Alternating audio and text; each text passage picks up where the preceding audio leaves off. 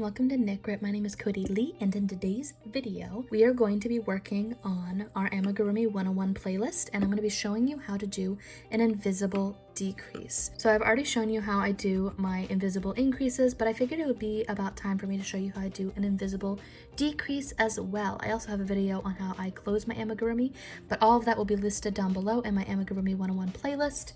I also wanted to give a quick shout out to my Patreon supporters. If you're interested in supporting the channel, you can go to patreon.com/knit and you can see different rewards that we have for our patrons over there, free patterns and stuff like that. We also have a Discord server if you're interested in that kind of stuff and want to talk to other like-minded yarn people. But for today, we are going to be showing you how to do this cute little decrease. It's super fast, and I honestly will never go back to decreasing any other way unless, I magically come across a better one. So for my Amigurumi 101 playlist, I've already shown you how I do my invisible increasing. I've gone around through my front loop only, and I have this very nice looking round. A big thing that I do and that I talk about when it comes to minimizing my stitches and the appearance of increases and decreases is, instead of doing something called stacking my stitches and stacking my increases, which looks a bit more, let me see if I can find my sample over here, which makes your amigurumi, when you stack them, your stitches are all lined up on top of each other. That makes it so that the holes are a bit more apparent and also gives your amigurumi a bit more of a hexagonal shape. You want your work to look a bit more round. So I do something called staggering my increases, which I'm going to show some charts right here just to give you an idea of what that looks like. But essentially, you take the rows of decreases or increases that have an even number between them, and you split that even number across. So say here, we would be, originally, if we're stacking them, we would single crochet 4 and then decrease the 2 stitches right there. But with a staggering method, we're essentially going to single crochet 2, decrease these 2, and then single crochet 2. That way, it's not all lined up and it hides your stitches because they're a little bit more staggered across places and you can't tell where it is, essentially. That's what I did for this ball, and you cannot tell for the life of you, at least I can't, where any of these decreases are. So I'm going to show you how I do that real quick. Another way that you can make an invisible decrease is the way that you do the decrease itself. So for this row, we're not going to single crochet 4, we're going to single crochet 1 and 2, and then we're going to decrease. So if you look at your loops here, you have a front leg and you have a back leg right here.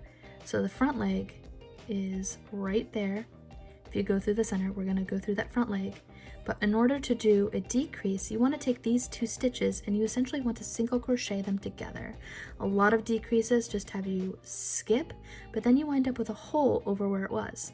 So to minimize that, we're going to put our hook through this front stitch, then loop down and go through the front stitch of the front leg of your second stitch that you're wanting to decrease, essentially. Then we're going to wrap and pull that yarn through both, and then wrap again. We're essentially single crocheting those 2 together. You have a very small, minute hole, which is just the same size as what your hole would be inside of a stitch regardless. Then we're going to finish that off with our final 2 stitches of that repetition. So 1, 2. And let's do another repetition where we single crochet 2, decrease, and then single crochet 2. So 1, 2, go through the front leg, and then the front leg. You want both of your front legs on your hook at the same time.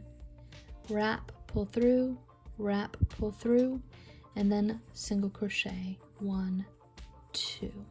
And you're going to continue that however you need to for your decreases. As you can see here with our staggering, if we went all the way across and went to the next round and we did our single crochet 3 and decrease, that would line up in the center of this decrease right here and this decrease right here. You cannot see them, and I think that that looks great. So that's pretty much it. Let me know down below what you would like to see in our Amigurumi 101 playlist. I'm going to be doing a curly Q and how to do cute curly cues for your amigurumi, but essentially that's all there is to this little tutorial here. Let me know what you would like to see down below for other Amigurumi 101 stuff. Alright, thanks again for watching. Be sure to like and subscribe and hit the little bell before you leave if you would like to see more videos like this. Until next time, guys. Bye!